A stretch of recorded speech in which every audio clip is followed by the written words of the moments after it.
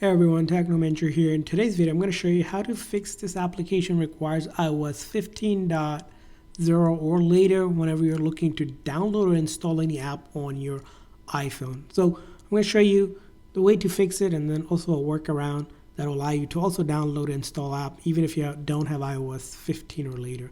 So the way to do this is obviously if your phone can update to iOS 15, you would go into your setting, general, software update, and if you can update it to iOS 15, then you can go ahead and update it, but your phone might not be compatible with iOS 15 or any of the newer version. In this case, this is the method you'll follow. So you need to use the same Apple ID that you're using on the phone that can download and another Apple ID on another iPhone that actually can. So on a phone that's updated to, let's say, iOS 15 or later, you're going to use the same Apple ID. You're going to use it on the App Store there, not necessarily the setting, but you can go to the App Store and make sure you're using the same exact Apple ID that's going to be on the phone that you can download. So I'm using the same Apple ID on both devices, right?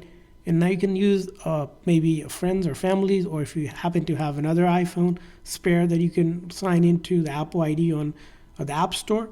And the reason why you do that on a phone that you can download, we're going to first download that app. So you'll go ahead and search up your app that you're looking to download.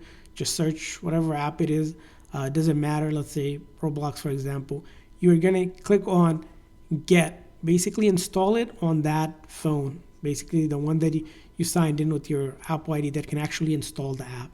And when you do that, what will happen is, because you're using the same Apple ID on the other device that can download, right? You're going to come back to the App Store and then make sure you sign in the same account and go to Apps and then or Purchases. You might be under Purchases, either or. You're going to basically see this option that says not on this iPhone, right? And then you're going to see the list of the app that you downloaded on the other phone that is going to show up here. And that will allow you to basically click on, for example, the cloud icon that you're seeing because it's part of your history. So you can go ahead and download it. So I would go over here, find that same exact app that I downloaded over there. As an example, let's take this one PDF. I can go ahead and install it. And this will allow you to install an older version of the app, not necessarily a newer version, but an older version that's compatible with your device. And you'll be able to use the app like you would on another phone. So that's a trick there. And I hope this video was helpful. If so, please consider hitting a like and subscribe button for more tips and tricks. We'll see you guys next time.